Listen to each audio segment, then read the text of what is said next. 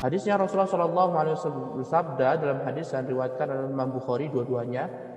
Hadis yang kita akan sebutkan yang pertama, man ahdatsa fi amrina hadza ma laysa minhu fa huwa raddun. Barang siapa yang mengada-adakan perkara baru. Ahdatsa itu artinya membuat perkara baru. Ya. Mengikuti wazan af'ala, mengikuti perkara baru. Man di sini siapapun. Baik dedengotnya ahlul bid'ah atau pengikut-pengikutnya. Man siapapun. Ahdatsa fi amrina, di dalam perkara kami, maksudnya agama Rasulullah SAW. Ya, karena al-amr dibawakan kepada apa yang dibawa Nabi SAW. Barang siapa yang mengadakan sebuah amalan yang tidak ada contohnya, ma laisa minhu, tidak ada contohnya dari agama, dari Quran dan Sunnah, fahuwa raddun, maka dia akan tertolak. Ai mardud, benar-benar amalannya akan tertolak. Sehingga ikhwatu fillah azanallahu wa iyyakum, di sini mengisyaratkan hadisnya sahih Bukhari Muslim.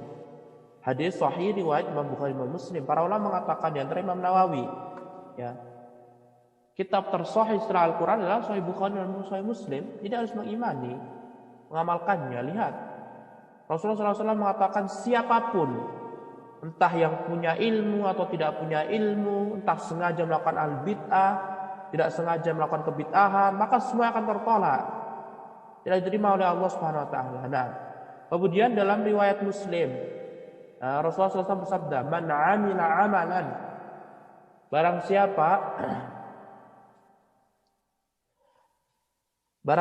yang beramal sebuah amalan, laisa alaihi amruna, yang tidak ada contohnya dari kami, tidak ada perkaranya dari Nabi Muhammad SAW,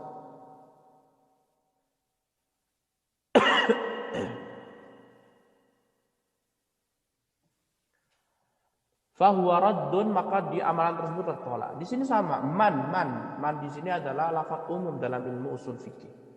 Sehingga siapapun, ya, mau dedengotnya al-bid'ah, pengikutnya al-bid'ah, siapapun itu, ya, siapapun yang mengerjakan amalan, di sini amalan umum, baik perkataan maupun perbuatan, baik berupa zikir, bacaan Quran atau apapun itu, sholat, puasa, zakat, atau sedekah, atau ziarah kubur, mengkhususkan sebuah amalan, ya, yang di dalam agama Islam yang tidak ada dalilnya dari Nabi Muhammad SAW, maka benar-benar amalan tersebut ditolak.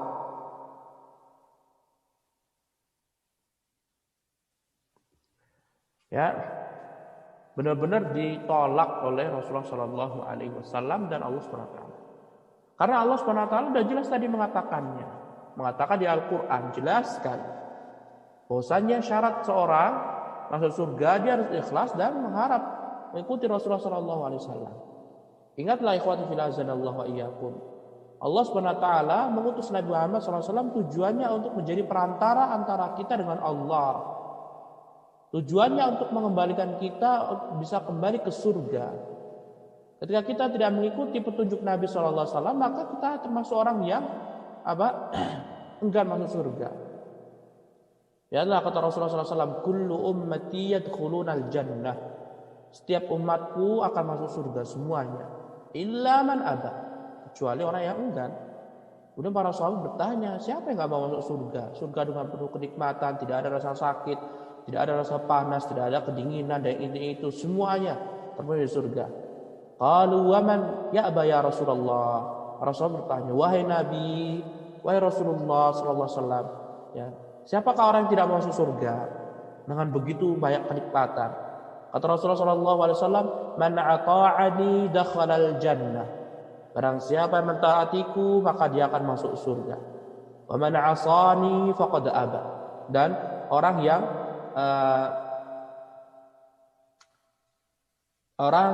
bermaksiat kepadaku, ya, maka dialah orang yang enggan. Bermaksud pada Rasulullah SAW banyak, ya. Bermaksiat kepada Rasulullah SAW tidak hanya bermaksiat dengan Rasulullah SAW, tidak hanya tidak melakukan petunjuk Nabi, tidak hanya itu, tidak sebatas itu. Tetapi orang yang mengamalkan ibadah tidak ada contohnya dari Nabi SAW, semua ditolak oleh Allah Subhanahu Wa Taala. Ditolak oleh Allah Subhanahu Wa Taala.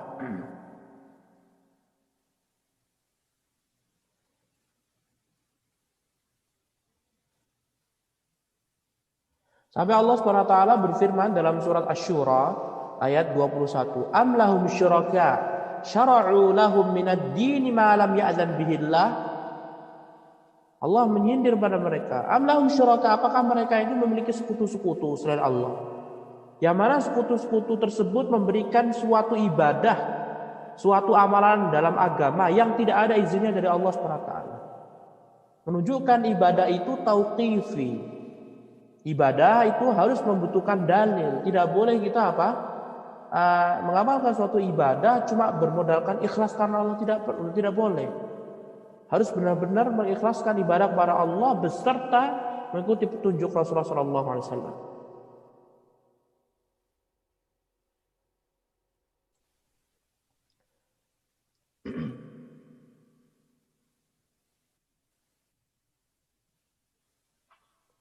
Dan lihatlah ikhwati fillah azanallahu wa iyyakum. Beberapa kaum mereka mengaku mencintai Allah Subhanahu wa taala, modal ikhlas, cuma cinta kepada Allah. Mereka mengaku-ngaku benar-benar mencintai Allah Subhanahu wa taala. Akhirnya mereka diuji oleh Allah Subhanahu wa taala. Dalam surat Al-Imtihan, ayatul mihnah, kata para ulama. Allah Subhanahu wa taala turunkan, "Qul," katakanlah wahai Nabi kepada mereka, "In kuntum tuhibbunallah," kalau kalian benar-benar mengikuti Allah, mencintai Allah Subhanahu wa taala, benar-benar mencintai Allah Subhanahu wa taala yang menciptakan kalian, katakan wahai Nabi, fattabi'uni, maka ikutilah aku, ikutilah Rasulullah. Jelas belum mengikuti Rasulullah sallallahu alaihi wasallam. Tidak boleh membelot ke kanan atau ke kiri, enggak boleh. Harus mengikuti Rasulullah sallallahu alaihi wasallam. Dengan mengikuti Rasulullah sallallahu alaihi wasallam, mengikuti sunnah-sunnah Nabi, tidak berbuat bid'ah, justru itulah yang akan menjadikan Allah cinta. Ketika kita mengamalkan sebuah amalan cuma bermodalkan ikhlas, tidak mengikuti petunjuk Nabi SAW, maka tidak akan bisa diterima oleh Allah SWT. Bahkan Allah tidak akan mencintai dia. Karena Allah mengatakan, mengikat kecintaan Allah, Allah akan menurunkan kecintaannya, memberikan kecintaan Allah kepada seorang jika orang tadi mengikuti sunnah Rasulullah SAW. Tidak berbuat bid'ah, tidak berbuat suatu amal yang tidak ada contohnya dari Nabi SAW. Lihatlah Allah mengatakan, fattabi'uni, ikutilah aku, ikutilah Nabi Muhammad SAW. Yuhibbukumullah, niscaya Allah SWT akan memberikan kecintaannya kepadamu. Wa yaghfir lakum dzunubakum, dan Allah akan mengampuni kalian. Dosa kalian di dunia Allah akan tutupi, di akhirat Allah akan hapuskan semuanya. Lihatlah. Ya. Wallahu ghafurur rahim, dan Allah Subhanahu wa taala Maha Pengampun dan Allah Maha Penyayang. Lihatlah. Ikhwatu fillah azanallahu wa iyyakum. Ayat ini jelas sekali.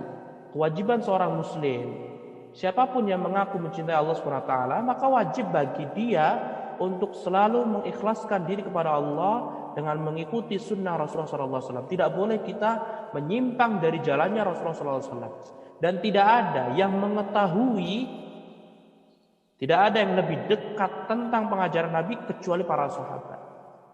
Karena para sahabat 23 tahun mereka menyaksikan Nabi SAW. Mereka menyaksikan Al-Quran 30 juz turun. Dan mereka, para sahabat, adalah orang yang paling ahli dalam bahasa Arab. Al-Quran diturunkan bahasa Arab, mereka faham. Lantas apa yang menjadikan kita tidak mau mengikuti jejak mereka? Mereka sudah zaman masuk surga. Adapun guru-guru kita belum ada jalan masuk surga. Ya, petinggi-petinggi kita belum ada jalan masuk surga, maka tinggalkanlah. Orang yang berakal sehat, dia akan memilih jalan orang yang sudah di jalan masuk surga dan meninggalkan jalan orang yang belum ada jalan masuk surga. Nah, bahkan Allah Subhanahu wa taala mengatakan, "Wa ma ataakumur rasul fakhudhuh." Wa ma ataakumur rasulu fakhudhu wa ma nahakum anhu fantahu. Dan apa yang Rasulullah perintahkan maka amalkan. Dan apa yang Rasulullah SAW larang maka jauhilah. Antahu, berhenti. Ya. Dan juga Allah Subhanahu wa taala mengatakan Falyahdharil ladzina yukhalifuna an amrihi an tusibahum fitnah aw yusibahum adzabun alim. Maka hendaklah orang-orang yang menyelisihi perintah Rasulullah sallallahu alaihi wasallam, ya, berbuat bid'ah, mengamalkan suatu amalan yang tidak ada dalilnya dari hadis Nabi sallallahu alaihi wasallam, an yusibahum fitnah, dia akan ditimpa sebuah cobaan. Kata ulama adalah kesyirikan. Nah, ayusibahum fitnah aw yusibahum azabun alim, atau dia akan ditimpa azab yang pedih. Bahkan orang-orang yang berbuat bid'ah, tidak ada contohnya dari Nabi Muhammad SAW, mereka kelak di padang mahsyar tidak akan pernah diberikan minum oleh Rasulullah SAW. Ketika orang-orang yang mengikuti petunjuk Nabi SAW, mereka dipersilahkan untuk masuki telaga, ada berapa gerombolan orang dan mereka telah berbuat bid'ah, mengamalkan perkara yang tidak dicontohkan oleh Nabi Muhammad SAW. Kemudian dihalau para malaikat, pergi, tidak boleh masuk, dilarang meminum telaga dari Nabi SAW. Kemudian Rasulullah pun mengetahuinya dan Rasulullah manggil, wahai malaikat, itu adalah umatku. Kemudian apa yang terjadi? Ikhwati fillah azanallahu wa iyyakum. Para malaikat pun mengatakan, wahai Nabi, engkau tidak mengetahui apa yang telah mereka perbuat setelah meninggalmu. Menunjukkan Nabi Muhammad setelah meninggal dunia, Nabi Muhammad tidak bisa mendengar dan tidak bisa mengetahui apapun yang terjadi di muka bumi ini. Karena Nabi Muhammad manusia biasa, sama seperti kita. Ketika orang meninggal dunia sudah berbeda alam. Untuk apa kita memohon kepada Nabi SAW? Berdoa kepada Nabi Muhammad SAW, makhluk yang telah meninggal dunia. Berdoa kepada Allah yang Maha Hidup. Tawakkal 'alal hayyil ladzi la yamut. Bertawakallah, berusaha dan berdoa kepada Allah Subhanahu wa taala, zat yang Maha Hidup, tidak akan pernah mati sama sekali. Nah, ingatlah, ikhwati fillah azanallahu wa iyyakum, malaikat mengatakan, kalau engkau tidak mengetahui Nabi apa yang telah mereka perbuat setelah meninggalmu. Mereka baddalu wa ghayyaru, telah merubah agamamu, mengganti agamamu, telah berbuat bid'ah. Kata para malaikat, lihatlah. Hadisnya sahih, ikhwati fillah azanallahu wa iyyakum. Nah,